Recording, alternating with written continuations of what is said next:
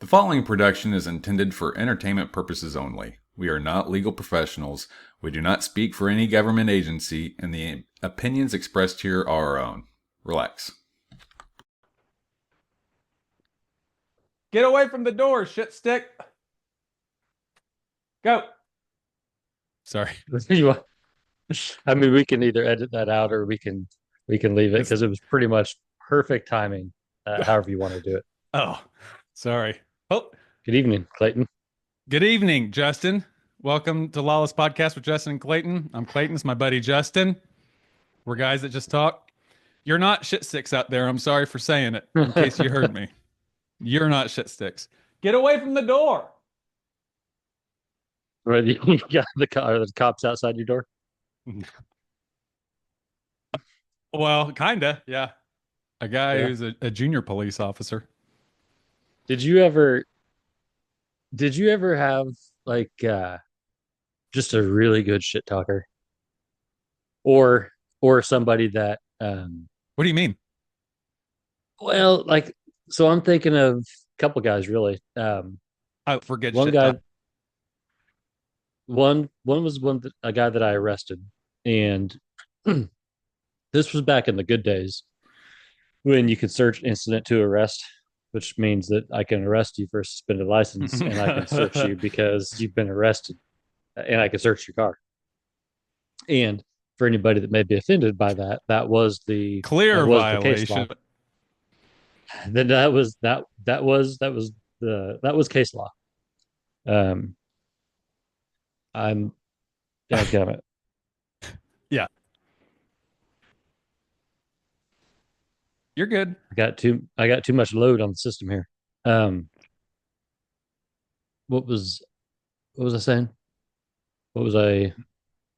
You, you're asking me about good shit talkers, Oh yeah. So I and had one back in guy. the day, you could search incident to arrest. Yeah, and then my computer got all froze up. So I arrested him for suspended license. This was at Maple and West Street, and I was sitting off a dope house, so like I knew what I was trying to go for, whatever.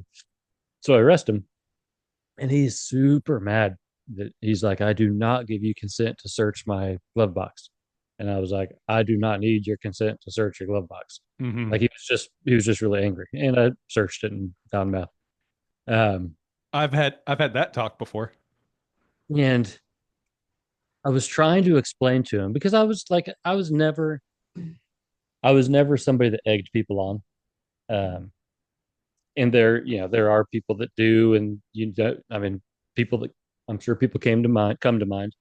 I was never like, Uh-huh. I was never a shit talker. I never tried to egg people on, whatever. Um, and so I was trying to explain to this guy, like, listen, man, I'm not violating your rights.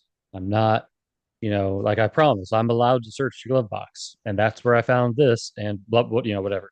And he's like, "Shut the fuck up, you fucking fuckface pig." And I was like, "Dang, dude, that that was a scorcher." And he just like, well, so I was telling him, That's a I good was trying one. to, why I did what I did, and he just wasn't having it. But yeah, that was Mhm. probably my favorite. Could you call it name? I was called, or that was my favorite insult of that variety. I love shit talking. And I love shit talking with good That shit isn't talkers. secret. Yeah. Yeah, that's a secret not a lot of people know. I love to talk shit. Um, what I mean is Some like degree. one-liners. Yeah, okay. Like Or like I was a martial artist. Maybe you always wonder like, would a round kick really work in real life? I guess I'll never know. And then one day you find yourself in a position you're like, holy moly, this is my chance. you've never done a round kick. No, but I did a side kick. I Yeah. mid take in the jail. Yeah. Okay. On a guy that was getting released. Did Gary come flying out of nowhere? I Like, told him about it the next day. I couldn't wait to tell him about it. I met him at the gas pumps and I was like, my man, guess what? and even the fact that he was at the pumps, like the universe just like lined that up for you. Well, he wasn't going to be hitting the road and writing a lot of tickets. He's going to be somewhere around the pumps or community service or somewhere around Yeah, there. that's fair. The I love likelihood you, of Gare. catching them close to I love you, Gare. I got my the own. likelihood of catching them close to the squadron was probably pretty good. uh, yeah, I love shit talking. Uh, it actually got me. It gave me that feeling like, oh no, something's about to happen. That was that feeling of something's about to happen is a drug. If I could bottle that and inject it or smoke it or eat it in a pill or put it in my ear hole, whatever I got to do, I would do it. Um, it's That's like the that's what I was trying to explain. That picture, I think it might have even been your status picture, like your profile picture for a while. That picture that I zoomed it in and I sent it to you. The face that you're making in that picture to me says something's about to happen. yeah, yeah. We don't know what it is, but you and I both know something's about to happen. My th That's what I hear when I look at that picture. um yeah. And how that excitement comes out through me and most people that I've found uh either don't mention it. I like to think they accept it, but I think they get it. I think most people that I'm around in those, so I'm thinking talking about like military or first responder or maybe martial arts or whatever stereotypical bro culture that I've been a part of. The glee I get from when it's about to go down. I used to have when we were going on just patrols in Afghanistan or on patrols in the riverines out in the Persian Gulf. And as soon as something didn't look like it wasn't, yeah, this is open source information.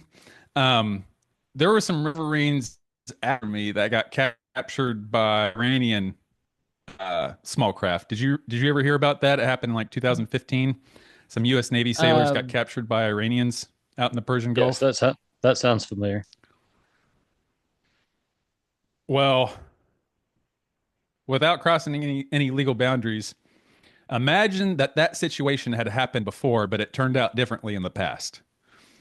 And in a situation that could have been like that, a situation like that where you're on patrol and all of a sudden you think you're in safe waters, like you got your guard down a little bit. Maybe you're being a little complacent, more complacent than you should. We weren't complacent, but they were. That's how they got. But you're feeling safe. Maybe we had our guard up, but you're feeling safe, and all of a sudden you see a boat on the horizon. Or all of a sudden someone says, hey, oh shit, there's a boat 1,000 meters away from us, and it's not one of ours. That feeling of like something's about to happen. Is there any reason why a boat would be that close to you or even out Have you there, period? have you ever seen, man, I wish I could show you. It's been on my profile a couple times. The boat I was on, it looked like a floating tank. It's called the Riverine Command Boat, Yeah. Yeah. Is RCB. there, I think I've It's the seen that. one where I'm hanging out of the Yeah. top shirtless. Yeah. Yeah. That's a cool picture one of an EOD tech took on the other boat that was by us. That's a really cool looking picture, but our boat had broken down and we were in a not so great place. Like when that all happened, I was like, "Hey, this radio's not working. My boat doesn't work, and I'm in a not so great place. We need to What get would the something on." equivalent? Would it be like that area of Kansas City I was talking about, or would it be like East Yeah. St. Louis? Like, Imagine that. Imagine that part of Kansas City or East St. Louis, or how I imagine. Actually, imagine Compton, like what Tupac sang about and Eazy-E sang about, NWA sang about in the 90s. That Compton. Now imagine you're a cop there on patrol and all of a sudden your radio doesn't work and your car doesn't work. And they notice that your car doesn't work, like the lights are off and you're like slamming your radio. And everyone notices and starts to come out. And like you see people out there like clapping at pigeons and shit, people and wife beaters with those lowrider bicycles. And you didn't you didn't pack a lunch that day. That's the feeling that it gets. You're like, oh no, we're about to see what's what. Okay. And how do you create this feeling? Like what's the scenario again? I'm feeling it right now. That feeling of so shit talking is a pill of that, is like a micro dose of that shit, because you don't know what the other person's gonna say, and you better come up with something fast, and it better be good. Because if you come up with something, if you're slow, you fail. If you come up with something that sucks, you fail. You Right. you better say something fast, and it better be good And because then you know they're going to. yeah, and then you can use it and you can dunk on them with their own stuff. Oh man, today has been such a good day. I'm not leaving this area of topic, but today I got to pull out one of my tricks. I apprehended someone. I apprehended. I had two different cases today, but I apprehended someone, and I was like, "Hey," I had to use an interpreter to talk to this guy, and going down the baseline, like, "Where do you live?" "I'm homeless." "Okay." You got a phone?" "Yeah." Where you from?" "This other country." "Where are you?" Blah blah blah. I said, "You got a wife?" "Yeah." "Where's she?" "Oh, she's at an apartment down the street." "Okay." "You don't live with your wife?" "Oh, no, she's at the apartment. I'm homeless." I'm like, "Hey," his name's not Victor. "Hey, Victor, do you think I think you don't live with your wife? That's right down the road." "Okay, I live with." Like if that would have progressed, the cat and mouse back and forth of me. I love catching people. Like, hey, look at this 25. Or no, my best was Jesus. When Jesus had the 6 pounds of cocaine under his driver's seat, and man, is this a good time for is this a good point for story time, or should we circle back? Sure. No, let's go for it. So picture this. I'm a young patrol deputy.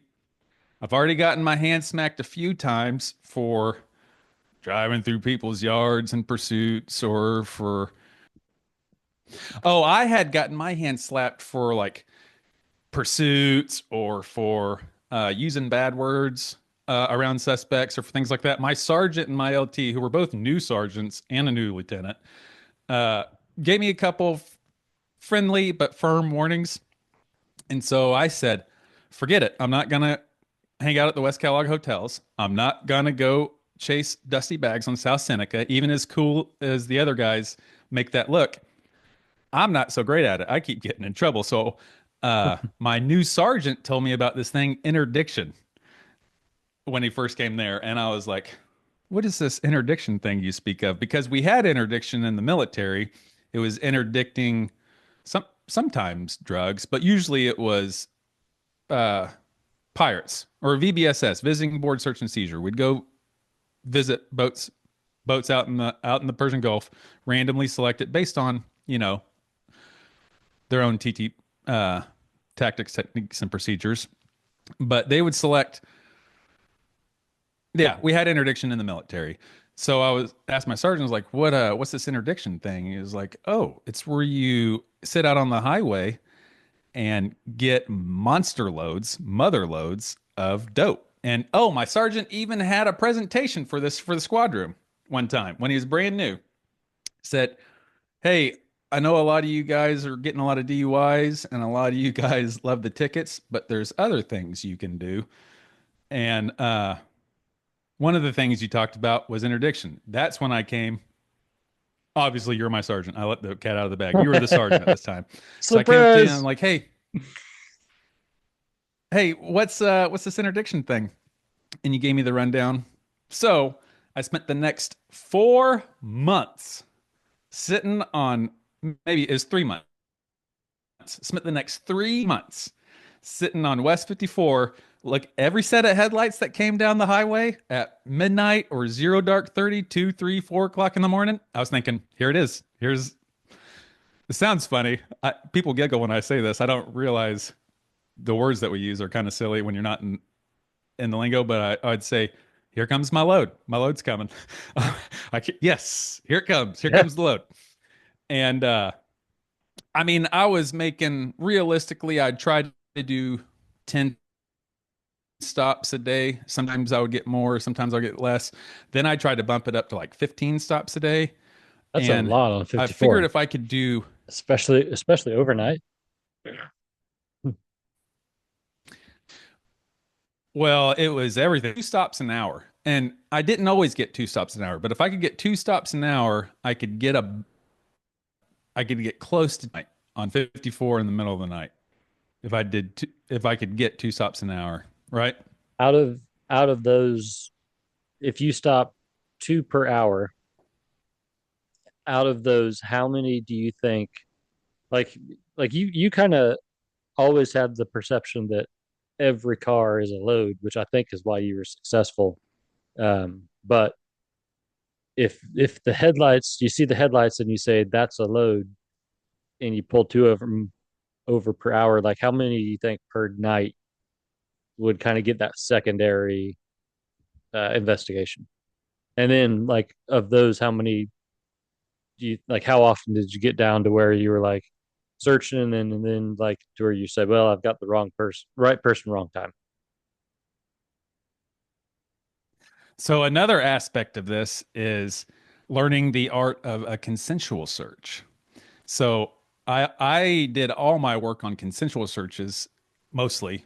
Yeah, unless I had probable cause, jump out at me, and sometimes you do, but more than 99% of the time, I'd say you don't have probable cause that jumps out at you on a traffic stop on West 54 in the middle of the night. So at the beginning, I was stopping as many cars as I could, and I was also working on. Hi, my name's Deputy Blackwood. Can you step out of your car for a second? Do you not have your front flashers on? Later on, you get into put them in the front seat. Whoa, nobody has ever been put in the front seat of a cop car before, and nobody likes it. To, cops that never put a person in their front seat. Hey, will you Um, remind me, because I will forget, that's funny. guaranteed. Will you remind me to bring up that one cop in Texas that uh used to be an interdictor and now he's got like a whole series on how to get away with smuggling? I can't remember his name. I He's don't know kind of a this. tool. You don't know that story? Yeah. Uh-uh. Yeah, No. he claims to at one point have been like a big time badass interdict highway interdiction guy. And apparently one time he got a load and uh, I don't know, he's something about it just changed his perspective, and now he's like a super Hmm. advocate for legalization of everything and how to go get Drug. away with smuggling. I can't I remember don't his know name though. about how to get away with smuggling, but I'm an advocate for anything. But anyway, I set out on the highway for 3 months, learning how to look for signs, learning how to talk people into letting me search their car, learning. I eventually start identifying what could be loads, and I mess them up from the beginning. Like I mess up the order, and as soon as I'm pretty Eddie steady about this, and I'm kind of a Boy Scout about this. As soon as I know that I'm in not a good spot, I'll cut it off. What I mean is by like if I'm starting to cross any boundaries as far as like uh consent or holding someone long or whatever, I'll let it go. You taught me that, and everybody says that. Every good interdictor says that. Like it's better to kick them. There's another one down the road.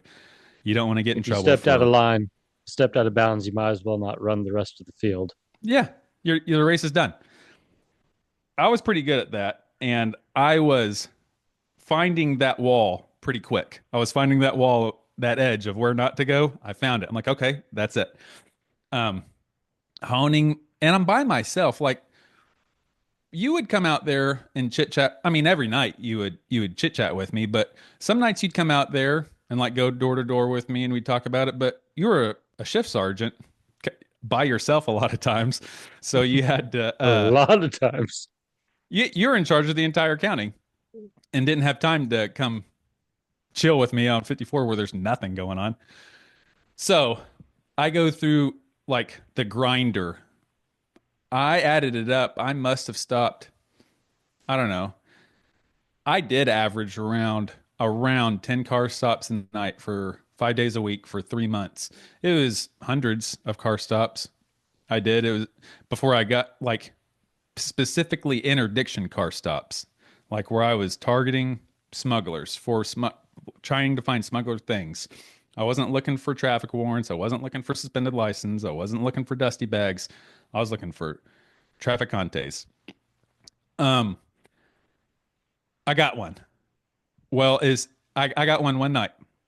As soon as I see him, like I'm out by my favorite exit, yeah, by Garden Plain. That my favorite exit ramp right there. The on ramp, if eastbound, the on ramp into Garden Plain. That that Okay, yeah. I Are you would. east or west of? I'm stopping eastbound traffic, and I'm west of Garden Plain, and that wedge, that lined wedge, Yep. and it's under a street light. So like I'm lit. I'm sitting perpendicular. Here's the road. I'm parked right here. I'm sitting Yeah. perpendicular to the road. I have my brights on, not in people's eyes, but if you passed me, it would get in the side of your eye for a microsecond. But yeah, which is fine. Not direct contact with your, and I would just sit there. This night I didn't have that. I just had my high beams and my lights on, my headlights on. Well, anyway, as soon as this car comes, and when you're looking out there, so like I'm looking at eastbound traffic coming this way. They come around a corner to see you, and it's miles off. But in the middle of the night, with their headlights on, you see them clear as day, or you see the Yeah. headlights clear as day, and they Now, can see you too. were you in a ghost car or fully marked? Not at this point, fully marked. Okay. I don't know if the ghost marked is a good tool or is the best tool, but I loved it. Yeah, I mean, not for what you're. I don't think for what you were trying to do. No, which is funny because the fad at that time was all interdictors had ghost marked, like Yeah. nationwide. But no, it's not the best interdiction vehicle. But so yeah, these headlights come around, and as soon as I know they can see me, because I'm the only thing lit up on a West Sedgwick County road, it's black as midnight at midnight. So I know they see me. As soon as they see me, their headlights dip. What that tells me is they hit their brakes. When you hit your brakes when you're going 70 or when you're going any speed, especially going fast, you hit your brakes, your headlights are going to dip like that. Seen his headlights dip. Change lanes without a signal. Not in my Can't county. do that. Don't. That is so dangerous. Yeah, I know. I know. So lanes without a signal. Passed when they passed me. I seen two hombres sitting in the seat, and they did. I got this from you, but it's the church pew stance where their back gets real straight real quick, and the driver had his hands at 3 and 9 and was looking straight forward, not looking at me. I saw that when they passed, so I was like, "Got him! This is call it in." So had you been I to follow have you him. been to various trainings at this point? Nothing. I had been to Justin Kraft and Interdiction School, The School of and a Interdiction. little Okay. and a little bit of Mike's Interdiction School too. Mike G Word. I don't want to say his last name. Yeah, yeah, yeah.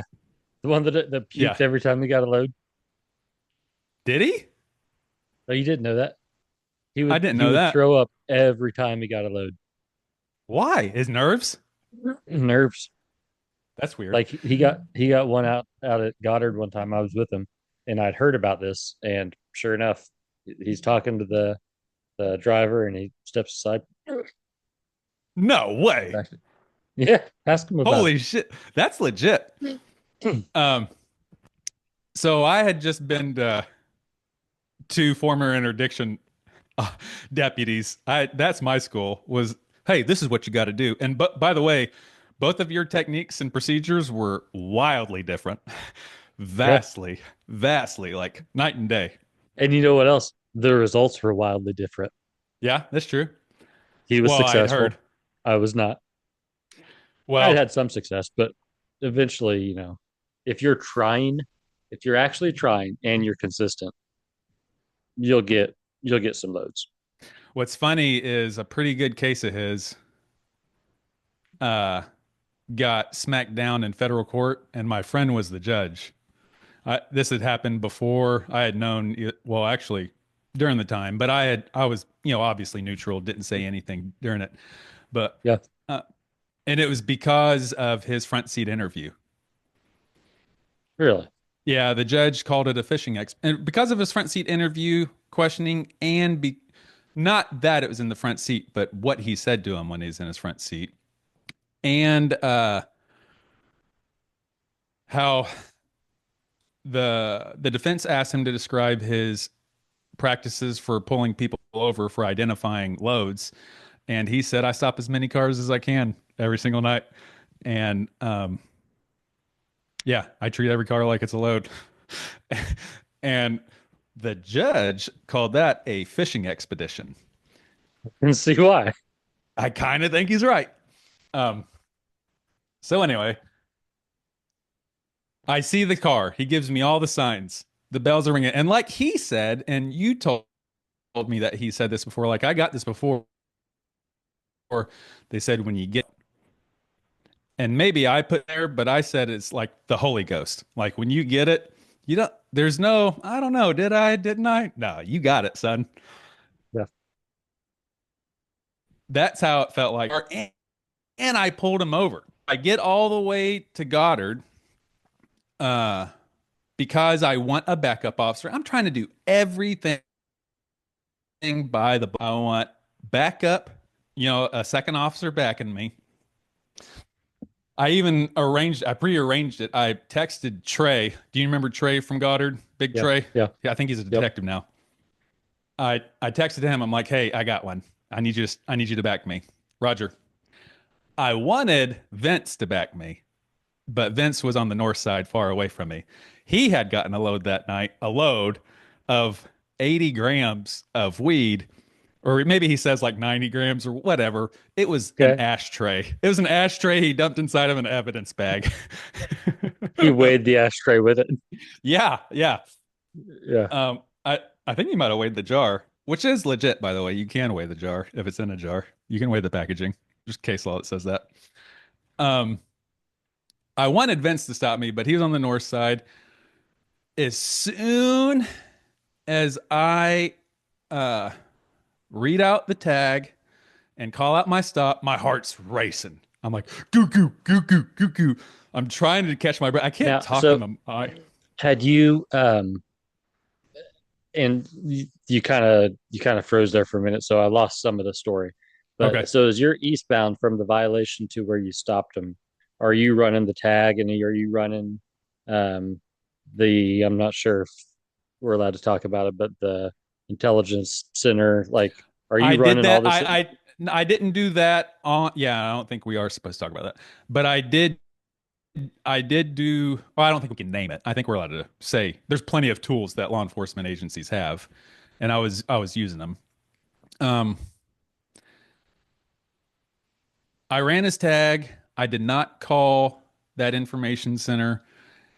I did after the stop, but I didn't do that before I lit him up.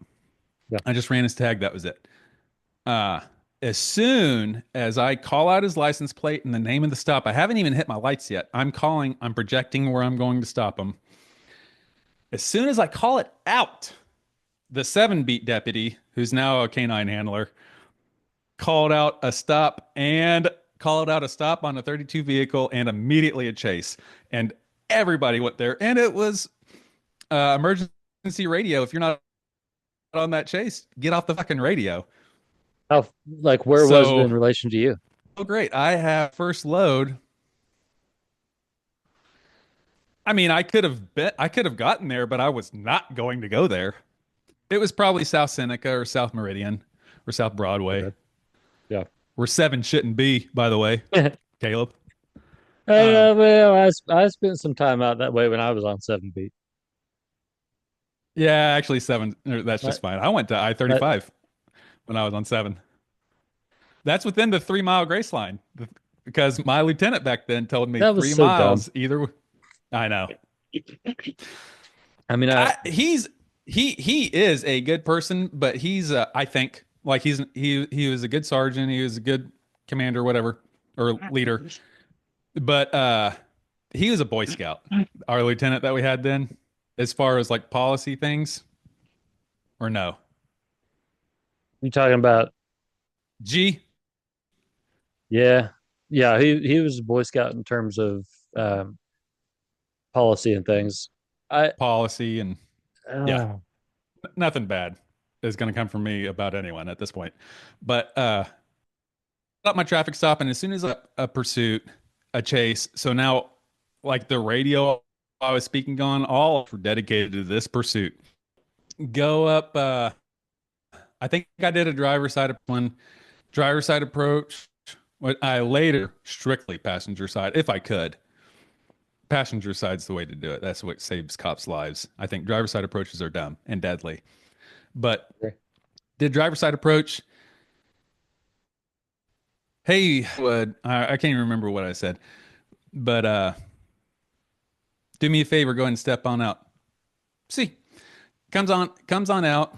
I'm doing all of this while there's no radio support. No one, Trey showed up, but like I got to get on the back channel to talk to dispatch. I got to get on. I'm calling records. I eventually get on my phone and start calling that information center. The story he gives me is they are driving from. It's two males inside a vehicle. It's a Nissan Altima, 2 door. They're driving from Sinaloa. They crossed point of entry in El Paso, and they're driving to Kansas City to buy a Dodge Charger.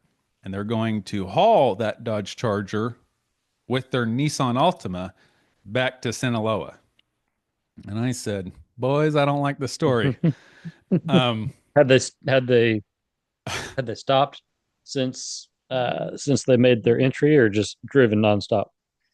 driven nonstop, driven nonstop straight through. That's another thing they told me. They drove nonstop straight through.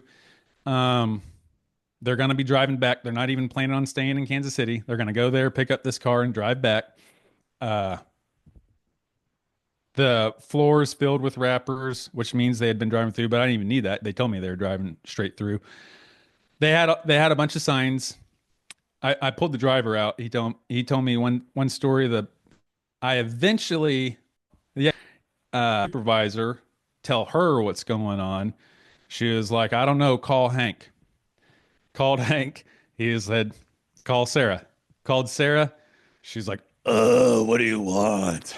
And I said, hey, this is what I got. She was like, I think she even said, it's probably nothing, but I'll come out there anyway. Um, so woke her up at 3 o'clock in the morning, made her get dressed, and I made her I like come her, so support I'm not. some. I like her, so I'm not talking shit.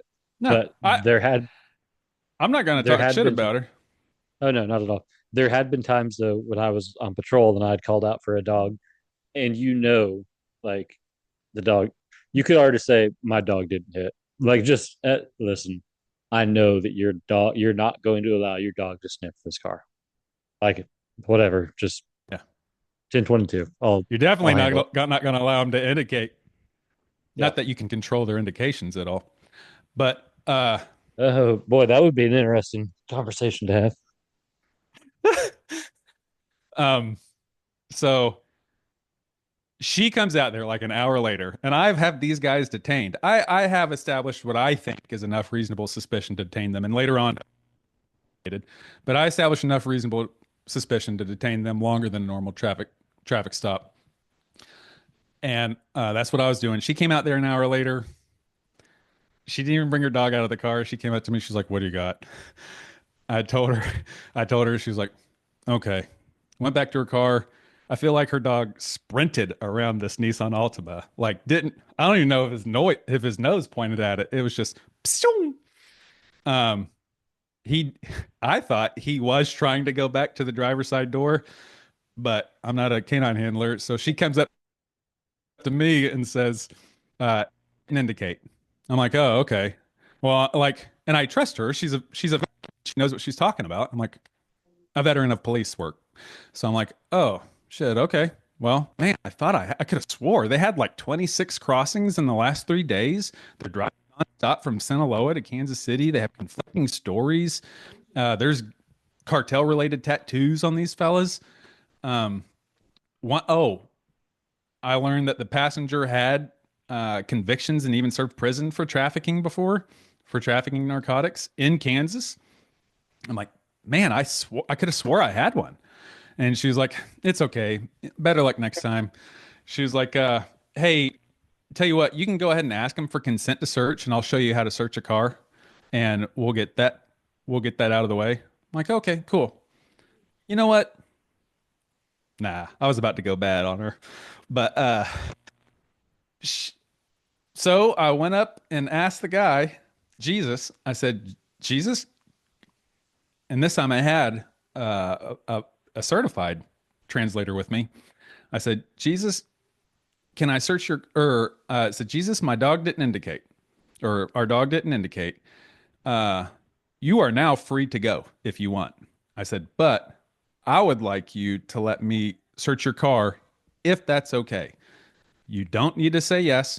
You do not have to give me permission to search your car. You are free to go. Do you understand? C. Do you understand that you are free to go? Yes. Can I search your car? He laughs and said, he didn't speak any English until this point. And then he said, yeah, your dog already told me, or your dog already said there's no drugs in there. You can search. Like he was laughing at me. I was like, yeah, your dog's broken. Sure. Okay. I start on the driver's side. She starts on the passenger side. Floorboard, top to bottom, nothing. This is a two-door? This is a two-door. Okay. You froze there for a second. Where did you find it? Under the driver's seat in a black Walmart bag. It was a big black brick of black electrical tape. I found that under the driver's seat. She simultaneously finds the same exact thing underneath the passenger seat. She says, fuck, I'm pissed at my dog. And I said, yeah, me too. Right? Because your dog doesn't work. And she doesn't think that's funny. We then turn around and say, hey, hook him up, put him in cuffs. Trey's there. A couple other cops are there at this point. They search him, put him in the back seat. You're under arresto. So, but it was 6 pounds of cocaine. It was 2 fat kilos, like extra weighted kilos of pure Colombian Bam Bam. That feeling, and then that feeling of like, yeah, touchdown. I would think that's where he would puke. That's where Mike would have puked of like the, yeah. It's lightning. It's the ultimate warrior. Like I got one. Shaking. Yeah, shaking the entire ring. Yeah. And anyway, that's how that story ends. I got 6 pounds of cocaine off Jesus, and I had heard of, but I hadn't experienced yet, a canine handler that didn't let her dog indicate, or the dog was so stupid he couldn't smell 6 pounds of cocaine. Either one of those. She's still a good friend of mine, but the very first, I think it was the very first load I got was on 35, and it was a bunch of weed, but I was so excited about it. And I had it was kind of an older guy. I want to say he was like probably in his 70s, maybe. Nice. And he's standing. This was actually back when we used to do some dumb things, like searching vehicles by yourself, or not calling in traffic stops or whatever, unsafe things. Yeah. So I'm searching this car. I'm pretty sure I was by myself, and I unzip the suitcase and I see like these bales of marijuana. So I'm like instant, like tactical mode. Like this guy may, even though I already obviously patted him down. Yep. Immediately draw down on him. Because I mean, Show me your hands. yeah, exactly. So I'm like, get on the ground, get on the ground. He's not getting on the ground because he's like 80 years old. So now I'm stuck. Like, what am I gonna do? Yeah. Right. So so then I holster my gun and then I grab his shoulders. Now I'm like, well, now what am I gonna do? I'm not gonna like I'm not gonna throw this 80-year-old man. You're gonna So so face plant. we went Bam! from gun drawn, get on the fucking ground to hey, just let me put these on real quick. How much weight did he have? Oh, I want to say it was like 125 pounds, maybe. It was a bunch of suitcases with Dang! yeah, it was like I'll bet maybe 7 or 8 suitcases with pretty big bales. But that was back when I'll bet it I was just compressed weed. yeah, Mexican cat piss weed. Yep. Did you ever call it that? No, never Or heard maybe that that term, but I was still know what you're street talking about. lingo. Yeah, because it smells like cat piss. It smells like ammonia. The younger Scott was one of the best shit talkers, Yeah, yeah, and he was what good. like wasn't even insulting. It was like, oh, is that how you meant to comb your hair today? Yeah, Oh, you're he, real he tough was now, huh? he was very quick-witted. Yes, he's a Uh, smart dude. except for he made fun of my jeans one time. In fact, I think several times. Um, He made fun of my claim pants too, my jeans. claiming my Did he call them claiming skinny my jeans were jeans? skinny. Yes, Scott, yeah, I I think think maybe the problem is with him. yeah, he's falling on his own insecurities. Sorry, you don't like to show off your legs. I'm sorry you don't like the way you look in jeans. Yeah, but I don't mind it. I don't mind it one bit. I don't mind the way you look in jeans, Scott. Wait, what? What were you about to say? I was gonna say, so this is the 3rd of January.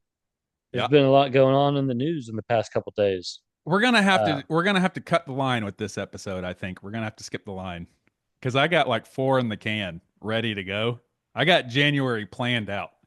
yeah. January is loaded, but I might have to push them back, which is going to be a couple Christmas Oh, episodes.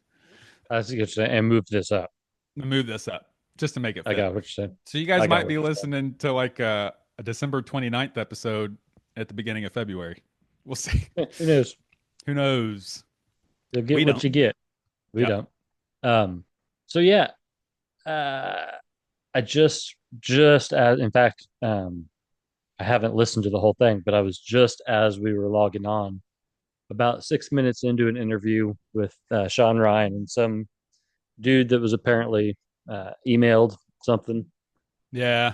from About from the Green Beret. Man, yeah. that okay. So I don't know So when you're listening to this. one thing I want to talk about that. I also want to talk about the phenomenon phenomena. The I want to talk Mhm. about when You people got it. say what whenever Nothing. I said you got it. whenever whenever we get information, and I think maybe this is what people sometimes don't know.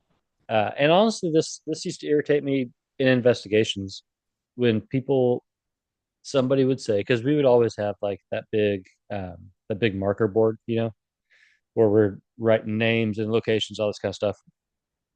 And somebody said, Yeah. uh, "I, you know what that is? That's a coincidence. You know, it doesn't exist. Coincidences. There's no way that Coincidences. this, so there's no way that blah blah blah. So, so there are people that I worked with that would say like, there's no such thing as a coincidence, and so like everything means something. And so like on social media or even like on news sites, whatever, the common thought is, Oh, so we're supposed to believe that this dude shot somebody in New York and then drove all the way to Pennsylvania and still had the gun on him? I mean, maybe. Like, people do dumb things. Criminals do dumb things. That's People get caught because they do dumb things. Now, the other side of that is I don't have any, Yeah. like zero faith in the media or the government. So I don't believe that the government's telling me the Yeah. truth. And I don't believe that even if they were, the media would tell it to me straight. So, Yeah. I get where people are like, you're telling me I'm supposed to believe. I get that. But what do you make of all that? Like, what do you think that there's just a bunch of coincidences going on, or I don't think there's any coincidences, but uh, there's a lot that doesn't make sense with this. And just like I said about that, the CEO assassin, and I don't know if I talked about this with, yeah, and about the Trump shooter, I knew from the beginning that they weren't professionals. Because, like I said, my son could have made that shot that Trump assassin tried. Um, the CEO shooter did not have good shooting technique. He did not. His elbows were bent. His wrists weren't locked. He didn't have a good. He was walking while he was moving, which you can do, but it's not optimum. Like if you have a point blank an range assassin and probably you have a wouldn't do choice it? between walking or standing still, stand still. Yeah, I mean a professional. He was not a professional. It's clear he wasn't a professional. A special forces um, demolitions expert that had served 19 years in special forces or even in a combat capacity. When I saw the first video before I knew that he was special forces, when I seen the video of those fireworks going off in the back of the hardened steel Tesla truck, I thought, "Oh, amateur. That guy didn't know what he was doing," because there's something called shape charges, and people in the military, I'm not going to get into like how to make these explosives, but like anyone who deployed to Iraq or Afghanistan got many classes on IE ignition and even IED manufacturing. So that because these were so prolific, everyone had to know about them. Anyone who was there needed to know how to. Weren't going to be a wire if you were a capacity where you could go on a patrol like from one base to another. They were trained in how to spot explosives, IEDs. And part of that training is how to make them. And they talk about shape charges. It started in Iraq and quickly went to Afghanistan. EFP, explosive formed projectiles. And I'm getting too in the weeds, but it was a shape charge. They knew how to, the insurgents knew how to make a shape charge by putting a bunch of copper on top of it. And basically, it would liquefy that copper and make a projectile that could pierce through an Abrams tank. Like this projectile could go through anything. It was molten copper. Like there's no stopping that. Um, Infantrymen in the last 20 years or anyone serving in combat would have known that. The These explosives were inside of his vehicle, but they all shot out. Some of it shot out through the roof, but most of it shot out the back, the path of least resistance. That's what explosives do. They follow the path of least resistance. Hardened steel Hmm. is a very strong path of resistance. That explosive is, especially at initial detonation, is not going to go through that hardened steel. It's going to be shaped by that steel and go out the back, just like it did.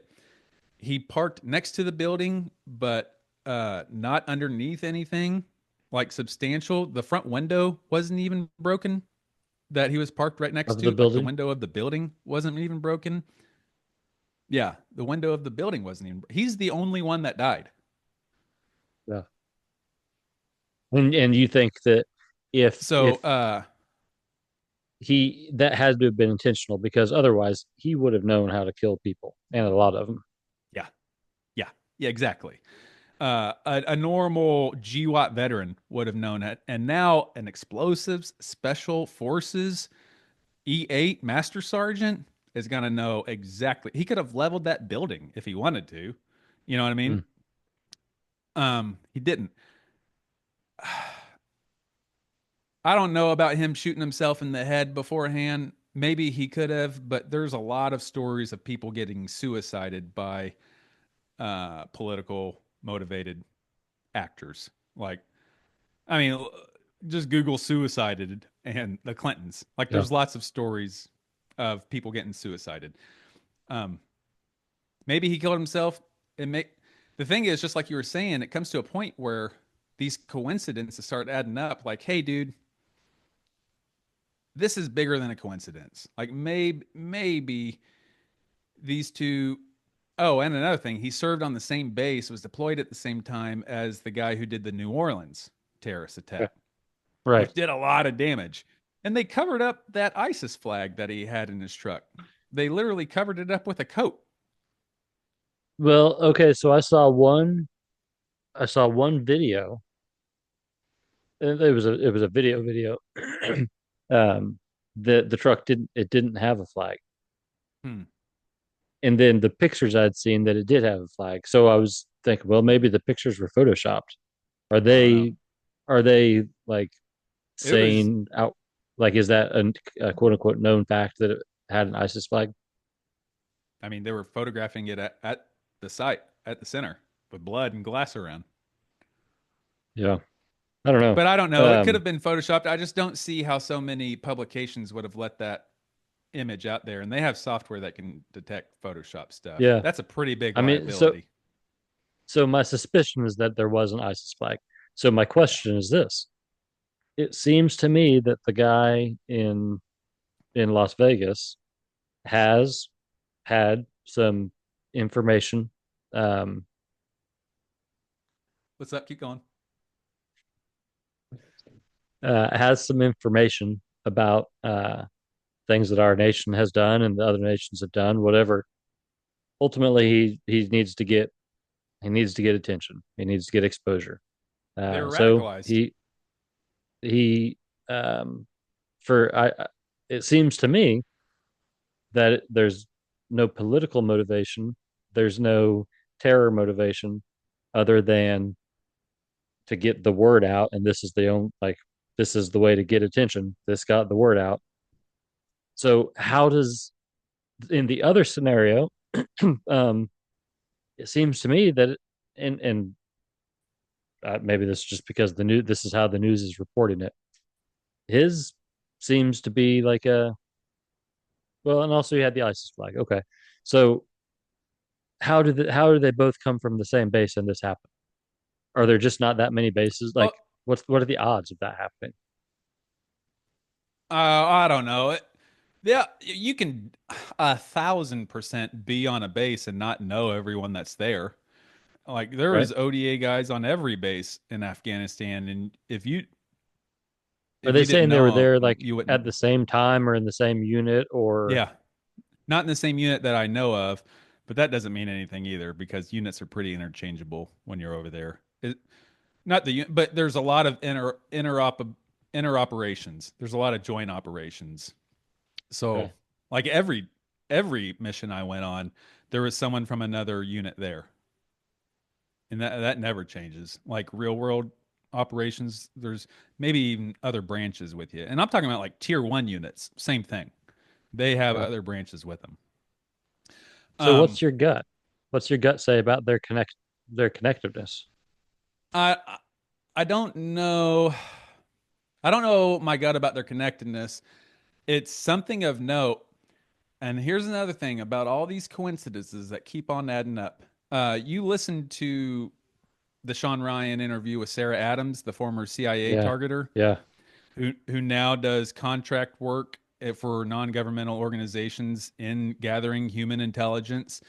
Um, she said that they've known for a couple years into the Biden administration, or in the Biden administration, that um, Al Qaeda, Osama bin Laden's son, that American intelligence says is dead, and the rest of the world, I can't remember his name. I don't want to Google it.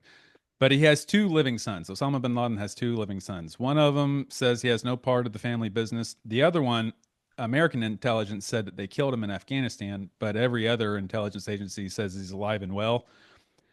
He's now the leader of Al Qaeda. And his plan for Al Qaeda is to be the head of this Islamic army. He doesn't even want Al Qaeda to be mentioned. He would actually rather Al Qaeda not be mentioned. But he wants his plan is a united Islamic army.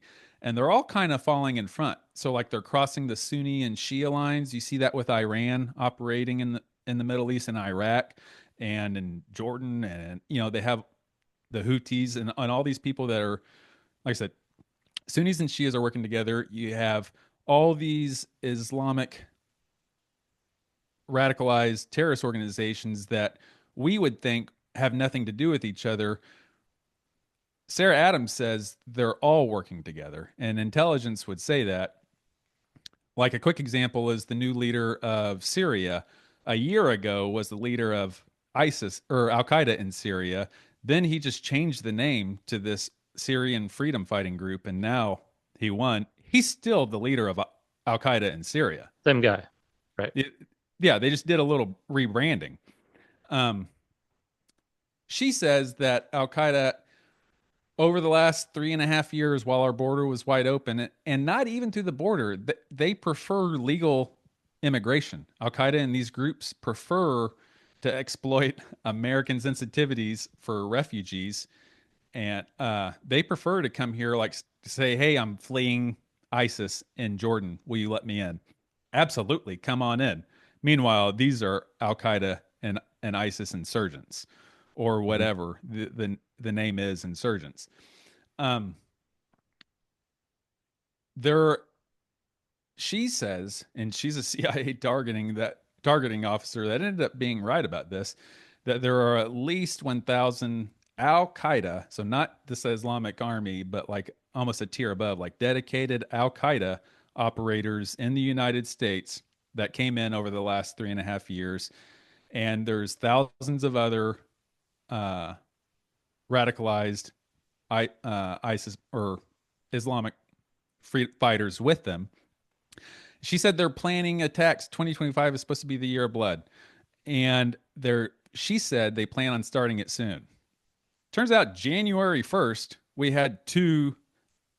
One of them seemed Islamic. The other one definitely, I don't know about Islamic, but I mean, he was a terrorist. At least all the picture is terrorism. It seems like that's just too big of a coincidence. You might be getting to something else. I feel like I don't know about the special forces. What do you mean? You might be getting to what? Oh, an organized attack on the United States. I mean, like, I think this is the tip of the iceberg. I think we're in for a long haul.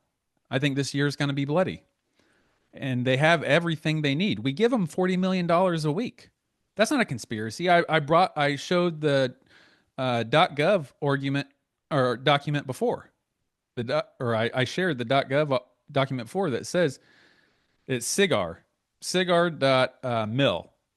is the program where they're giving the Taliban, the leader of Afghanistan, $40 million a week in just aid. But they're also, Trump says it's closer to like 87 million because there's also lots of other little funds that we're giving them a week, the Taliban. And do you think they're building roads with that? I mean, we already know that they're making all these laws against women. I can tell you that it's how much a week? Well, officially it's $40 million a week, but Trump says it's closer to 87 with all the other humanitarian aid giving, officially giving the Taliban. I don't even know what that number is. When I multiply 40 million times 52, it's 2.08 E9. You start getting letters in it. Well, yeah. It's a lot of money. It's a lot of money a year. A week. Yeah. Yeah. Since September, we've been doing that. $40 million a week since September. We're giving the Taliban $40 million a week. So they're well funded. They are well equipped. Even if you discount the $40 billion worth of our Yeah, the extravagant weapons that we left there: night vision goggles, tanks, Black Hawk helicopters, MRAPs, the state of the art weapons, missiles. Like, not, I don't think the big transportable missiles, but I'm talking about like manned missile packs. They have Hmm. those. We left them there. All sorts of stuff. We equipped them pretty well. Even if you cut Could we that have out, we're giving them 40. did did we leave in like a big hurry, or like could we have collected all that stuff back, or like what is the Yeah, explanation for leaving it? there's no explanation. The Millie, the general that was in charge of the withdrawal, that's got a promotion. He's now a 4-star since the withdrawal. He was a 3-star back then. He said it's it's going to cost too much to take everything out of there. It's cheaper to just leave it, which makes no sense. I mean, cheaper maybe in dollars, But how is maybe. it cheaper? It's cheaper in transportation because if we take it out, we're still going to have our $40 billion worth. I mean, we're not going to spend forty Yeah, billion dollar transportation. you're right. But what if We're not but going to what spend if $40 billion you transportation. So how about we take our fucking go? yeah, but what if your buddy works in at a company or owns a company that makes that stuff? Yeah, yeah. Right? Don't leave Maybe that stuff just there. Don't worry, you can buy new ones. yeah, we'll just rebuild it. Leave them old leave them old shoes at your friend's house. You can go to his mall and get you some new ones with with this $40 million I'm giving you. Okay, Yeah. so man, so what like my wife and I were having this conversation because the other day I'd listened to that episode and I think she had, or at least she'd listened to a couple clips that I'd sent her. But like, what are you supposed to do with that? Like, I don't okay, know. I think what you should like do is be pissed. I think you should be pissed and start writing your senator. yeah, Yeah. but like Or it, I don't know. I guess more from a safety perspective, like I wear a belt that's intentionally can be used as a tourniquet. Yeah. Um, so like maybe just be aware, be prepared, for looking at exits and looking at stuff like that. But So outside that of that, like, man, so this is the year or the reality now, not even the year, just the new reality, because you can't put this toothpaste back in the tube of the last 3.5 years of this border wide open, no matter how much Trump thinks he's going to send out these task forces. And I'm sure they'll be effective to a degree, but you're not going to round up all these people, not before they have a chance to do something. So the reality is now there could be a terrorist attack if you go to any city or if you go to any target if you go to any target rich environment, which is the mall, the church, your kids' schools, the highway, the hospital, anything, it there could be a terrorist attack there. And in this day and age, it could happen on Monday and we'll be talking about something else on Wednesday. yeah, And that's just our reality now. The reality is you have to take care of yourself. I Sean Ryan talked about this on maybe it was Sean. Yeah, I know it was Sean Ryan. He talked about this. There was a guy who was kind of bad mouthing the gun tubers, these former special operators,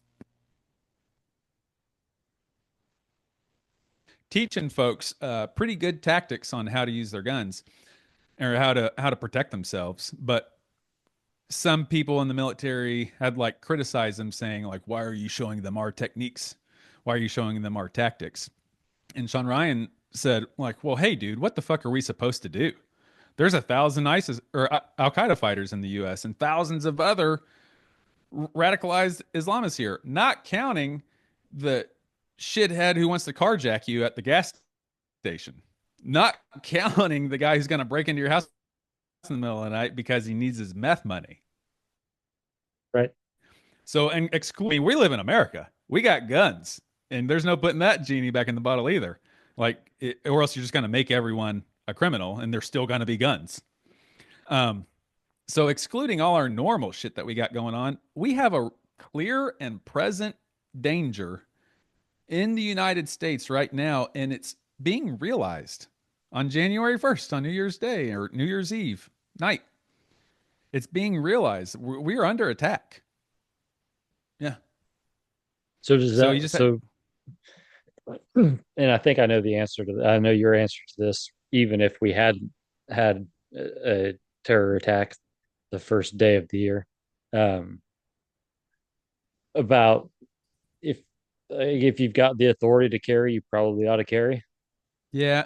Well, I would say before carrying, you should. I mean, it's a whole thing. A gun is not the answer. Is not the answer. It is a tool in your toolbox. If you are educated on that, it can also become a pretty big liability. If you pull that thing out and don't know how to use it, or if you pull that thing out when you're not supposed to, or God forbid you shoot someone, maybe you get in a road rage accident. Did you ever hear a call, or did you ever have a call where somebody got robbed of their gun? Yeah, my ex father-in-law got his Oh, really? yeah, got his gun stolen out of No, the no, not cab of his truck. no, not stolen. I mean, like robbed. Oh, someone said, Like no, I hadn't had that. yeah. I never worked it, but I had a couple. I had seen a couple calls or heard a couple calls come out. Robbery in progress. Suspect, was at gunpoint. Now has the whatever's gun, and like I get it. I get it. People buy a gun, they get a gun thinking that unholstering it is like once I show them this, then problem solved. Because This is a then they're gonna magic. This is my they magic know I wand, mean and it solves business all now. problems. And Yeah, some people might not be intimidated by that. yeah, And it's like, give me that. And now, like you said, now it's a liability. yeah. So I mean, it's a whole. There's a you should people should look it up. I would suggest Mike Glover like as a source of information on preparedness. He has a couple YouTube or podcast channels and YouTube outlet. He also has a training program. Most of the information is free, but there are some pay for. But the lion's share of it is free, called Fieldcraft Survival, and it starts with mindset. It starts with the idea of this could happen, recognizing that this is our reality, and then looking at the world around you accordingly. Like, okay, am I in enough shape to fight off an attacker? No, I should do something about that. Do I know how to fight? No, I should do something about that. Do my kids know how to leave the house if there's a fire and they're on the top floor? No, I should do some. Do they know Do how you to work a think fire extinguisher?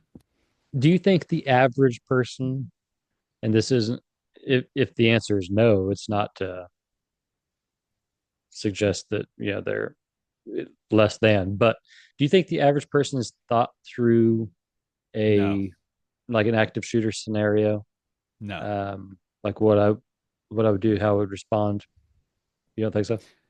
no, no, I don't. Because I know just by telling normal civilians cop stories that are, whatever, or even like an apprehension story from today, like, oh, I ran this lady's plate. I got this lady's plate and called in a cop contact that's part of this retail organization. Like I was following the rules, but I got this lady's plate, was able to identify her, and now she's going to have a warrant. They're like, you can do that? I was like, pretty quick and easy. You can do that. Like in a matter of minutes, if you, or within an hour, if you had everything lined up, you could have that done. They're like, oh wow, I had no idea. But like yeah, there is or there was a homeless lady. I don't know, like whatever the situation is. Like yeah, I had to get into a fight and take this guy's gun.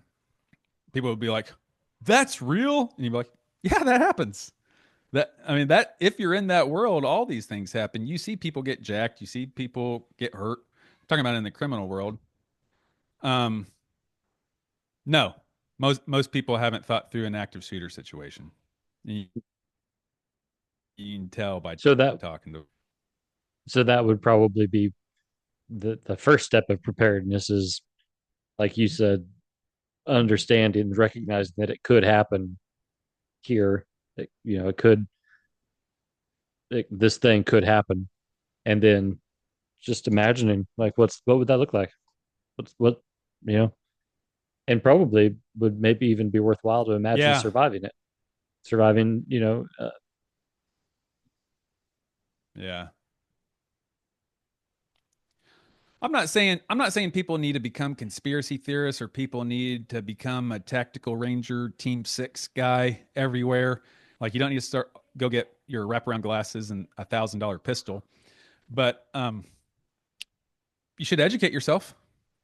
That I think that's probably the best piece of preparedness is education in everything. So like educating yourself to like what's real. Like the news is telling me one thing, these podcasters are telling me another. Some people are screaming that the sky's falling. What's real? Do your own research and look it up. Look up more than one source. If you normally listen to Fox News, try to ask independent media. I'm not the liberal media because I don't trust them. But if you normally listen to liberal media, try independent media. Just try to find the facts and work it out yourself. What makes sense? Like I said, does it make sense that the CIA targeter was saying that there's going to be a night that 2025 is going to be a bloody year and there's going to be terrorist attacks starting early, and then is it a coincidence?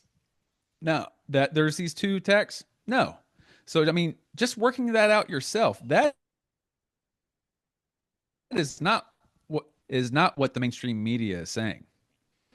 They're not connected. The FBI said they weren't connected, or I saw a report that said that. I don't know if that's their official statement, but I had seen media saying that they weren't connected.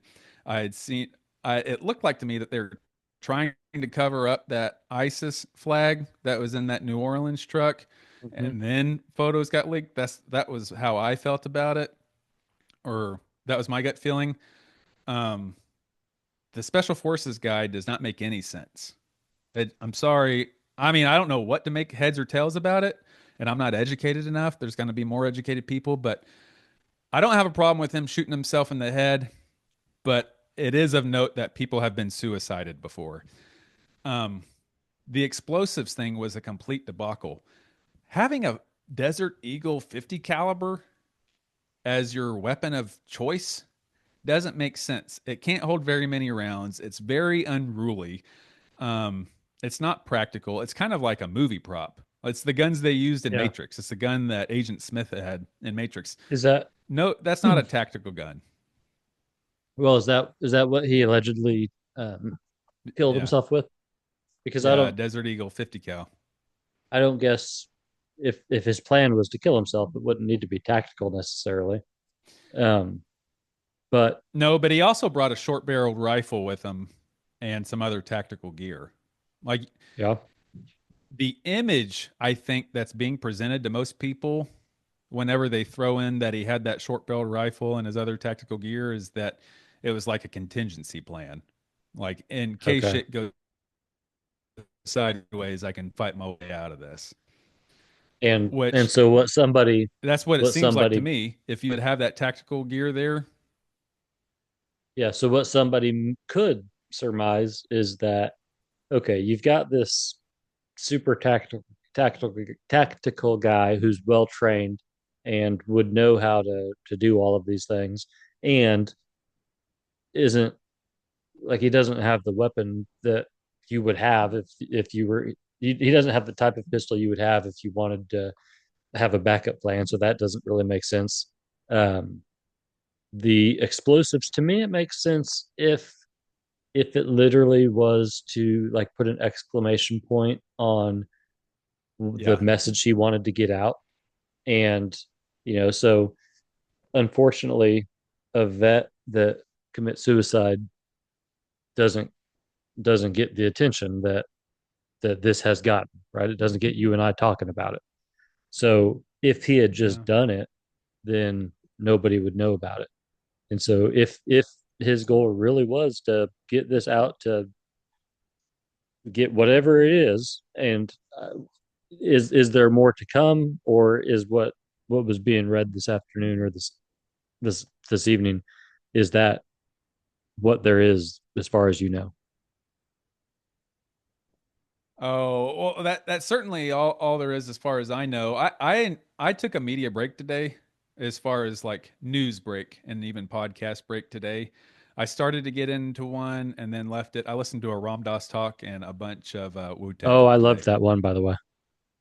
I you know I I brought this up before on a group on a message board on Facebook that was your religion, and I said I don't know, is Ram Dass a religion?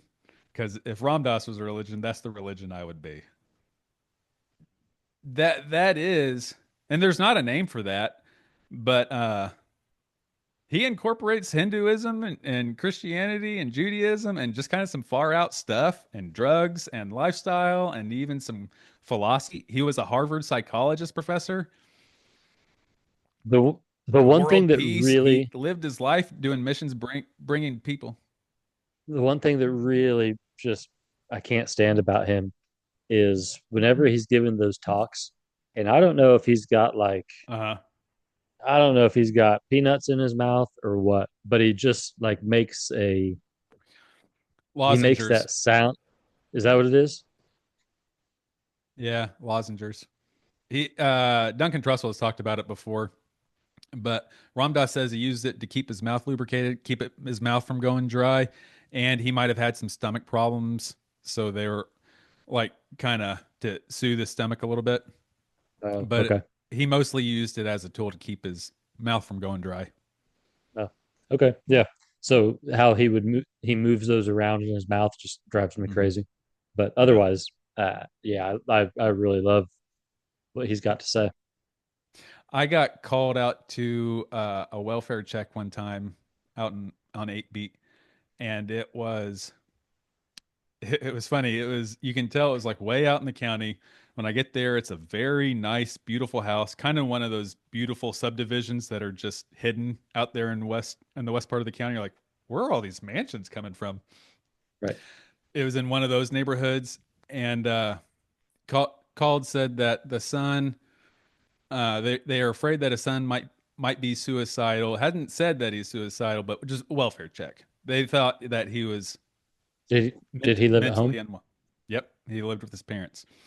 Okay. Well, when I get there, hey, meet the mom. She says the same thing. She had like her tell us a conservative, probably Christian lady, and she doesn't understand what's going on with her son. I'm like, okay, let me go chat with him.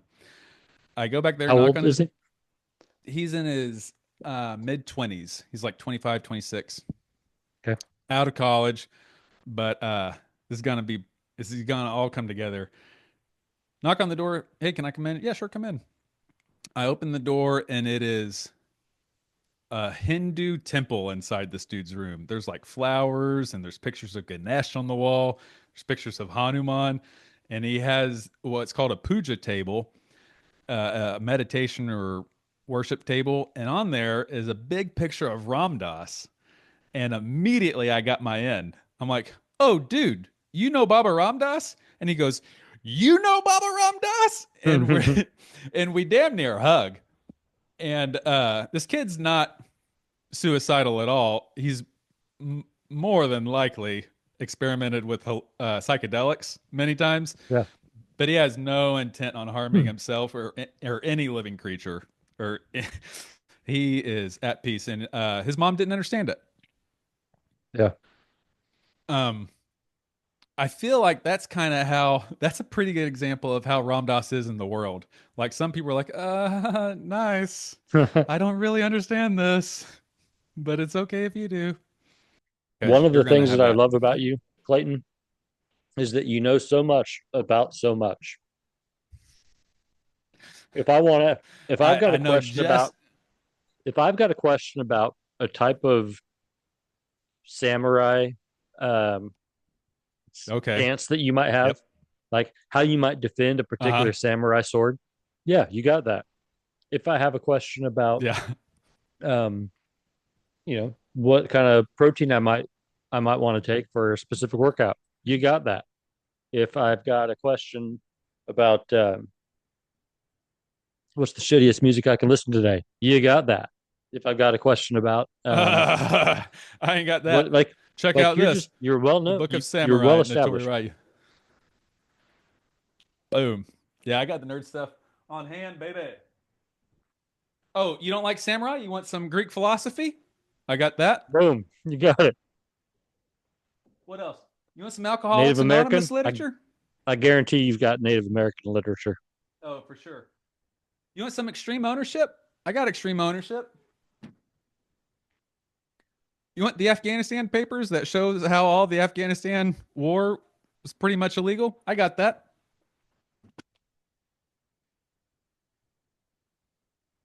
You you want some Jesus is calling? I got that too. I got everything. C.S. Lewis. You want a tactical field procedure on calling in airstrikes? I got that. Yeah, you pretty much got it covered. Yeah, dude. Come to me. So when it all goes down, like I know how to raise hogs, so like I've got a plan for pork.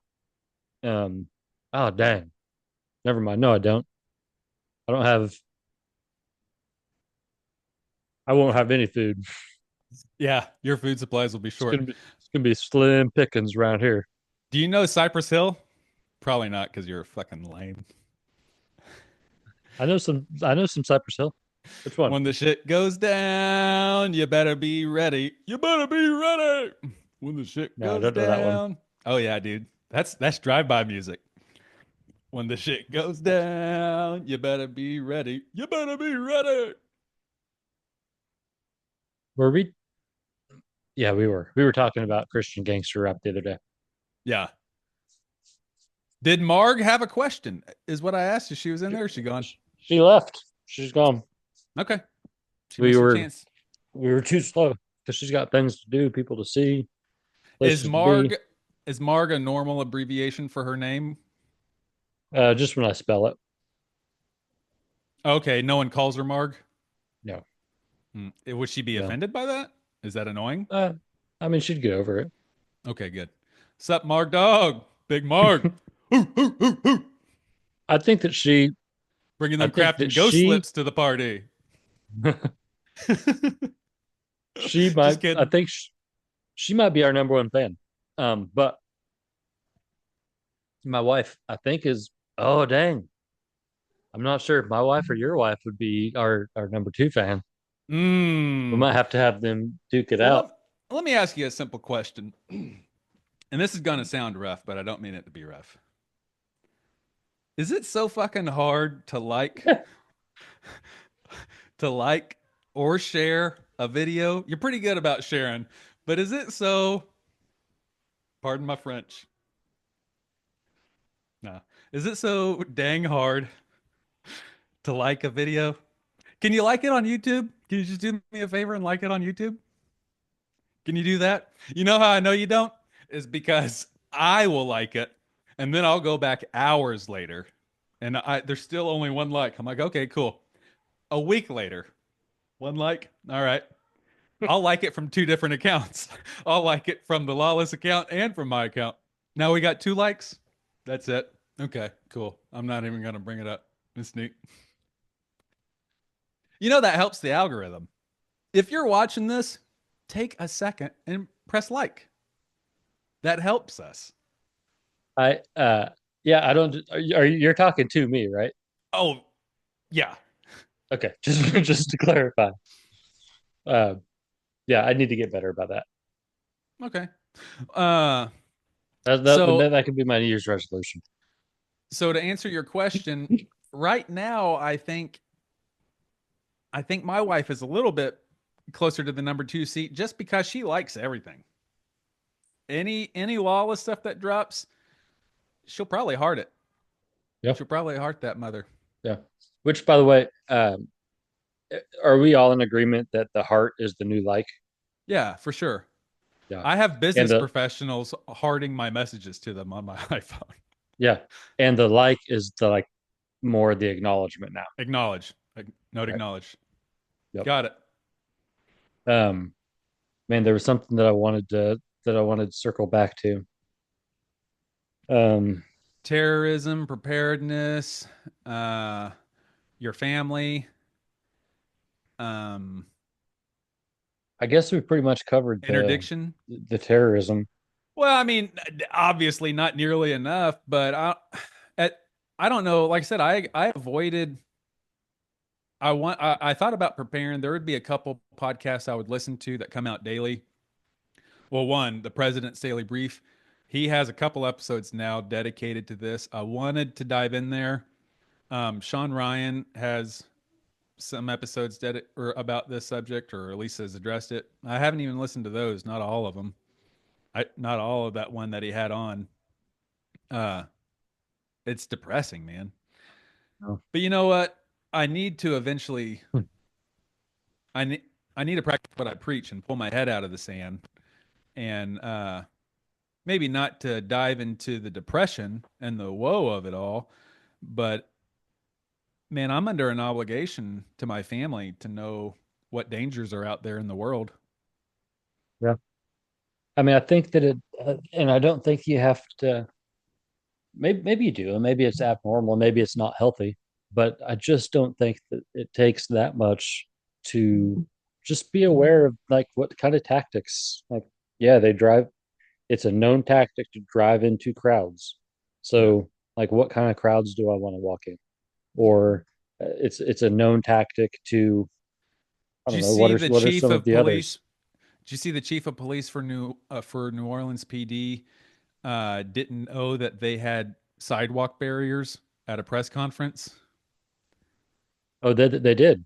They did have barriers, they just weren't using them. She didn't know that they had them. Really? Yeah, Oh, they had wow. they had sidewalk barriers, they just weren't using them. Chief of police Yeah, didn't know that they had. because why would you? I mean, yeah, for the what was it, the Peach Bowl, or no, not the Peach Bowl. Was it the Sugar Bowl? Whatever. Yeah, I remember. But yeah, on New Year's Eve in New Orleans, why would you try to protect the streets? So, I mean, I guess that's one of the things that you consider is okay. So, yes, a New Year's Eve celebration is a likely target, just like the Yeah, Super Bowl. So, but New Year's Eve is a likely target. in every concert from here on But out. the thing is then you say, okay, but where? In Miami and New York and Philadelphia and Baltimore? Like, what? Why necessarily? Uh, you know, this what So then it's easy to blow it off and say, well, it's not going to happen there. Um, but I guess being aware of big events are big targets. And if it Yeah, happens, what am I going to do? Like or thinking about the maybe, exits and all that. or maybe just prioritize. Like, do I really want to go see this Hoobastank concert at the Cotillion? Yes. So, dude, I would be so disappointed if they chose a Hoobastank concert as as the location. Do you know what I mean? Yeah, Like they won at that point. ISIS has there won. there are some, and I won't you know I won't even get into it. But like there are probably some concerts that if it needs like do it at this concert, right? Yes. But but uh not Hoobastank. No. No. Leave Hooba. Leave the Hoobs. Leave Hoobs. Little Hoobie and the Blowfish. Um. But yeah, maybe just weigh your options or get a feel of the or climate. or at least be aware of your surroundings. I mean, Yeah. that's one of the things that Know where the that's like exits are. that's just good advice to not get freaking carjacked or purse snatched. Is just to be aware of what people are doing and ask yourself why are they doing it. Yeah. Um. Have you been chewing on anything philosophical or theological lately? Uh, mostly mostly just concepts of what does God consist of and how does that relate to like morality Mhm. and Like Mm, if God is a moral being, um, like what mm. determines good and bad? So what is he a good moral being or is he a bad moral being? And sometimes I just picture it in terms of almost like if you were to look at it as, and I don't know electricity, so and I'm not particularly smart in the ways of science. I'm more of a like a big picture kind of guy, right? Like a feelings kind of guy. So the feeling that I get is, Sure, imagine that it's sure. like just zaps of energy, going back and forth, and that's what everything consists of, energy going back and forth. And some of those zaps are negative, like they're negative charges, whatever. And sometimes if certain things happen, then there's a negative reaction, right? Like there are consequences. And sometimes I just wonder if like we're not all just like zaps, right? And we call the negative zaps evil. We call the good zaps good. But Hmm. at the end of the day, it's just like a like you have you seen those I don't know why they're showing up in my algorithm, like human parasites versus a cube of sugar, or human parasites versus uh, nicotine, or just different things, and how they react to it. No. It's creepy. What It's are you creepy, but searching for? and I guess it's just more of like, what am I? What am I? I don't know. Like, What are you spending your time watching? What you I have to guess do, and I have to do this with things that I don't want in my algorithm, is you have to just scroll past it as fast as possible because they measure the time how that long? it's Yeah, they measure the and time that you stop on it. I'll bet you, I'll almost guarantee they can measure where your eyes are looking. I think so. Yeah, because and the reason I think that is like when you do the Face ID, like if at least for me, if I'm looking up like this, it won't acknowledge until I look at the screen. Yeah. So there's something to that. Um, but Well, anyway, what is good? Yeah, so if it is God good, and you have to answer this a couple ways. Like I'm trying to think of like how Ramdas would answer that. And I think he even talked about that briefly in that talk today, but he was talking about it with like business ethics. But like it good in the cosmic sense and the source of all things good, sure, but you're at by necessity, I think you're at odds with the source of all things evil. If you're the source of all things good, then there's got to be a source of all things evil. And that source has to have the same power you can have. you not can you not say that that source comes from a lesser? Why does it have to be this? Why does he have to have the same power? As above, so below. There has to be an equilibrium. There's an equilibrium in the universe. There, just like in the atmosphere, if hot air goes up here, cold air has to go down there. There's always the same amount of energy. Energy doesn't never goes away. It just changes forms. There, Okay, um, that's commonly said, and that's commonly believed. I believe it. I've said it. I've repeated it. Einstein said it. Where, like, how did you say it? What did you say? Well, that was part of E equals MC squared, but he talked about it in the transference of energy. Like when I clap my hands, that energy goes from the mechanical energy of me clapping my hands to now sound waves go back and forth.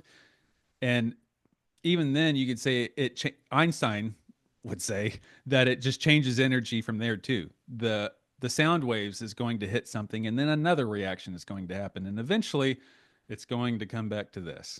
There's always an equilibrium. Okay. So if there is a source of all things good, there has to be a source of all things bad equal to the goodness.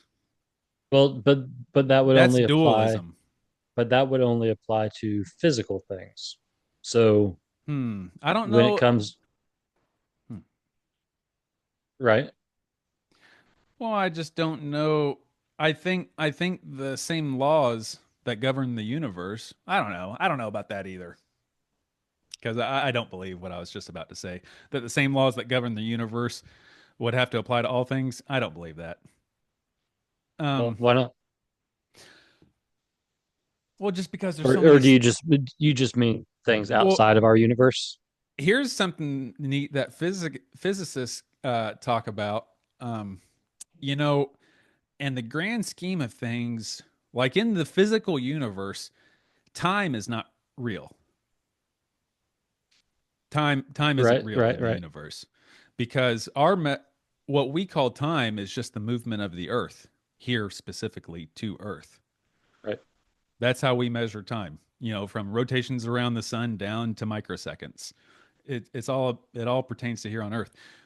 We've known this forever that if you go out into space, your timeline is not the same timeline as on Earth because you're not moving around the sun to the point that when astronauts come back to Earth, they're measurably younger than the people. They have measurably aged less than the people that are Hmm, here on Earth.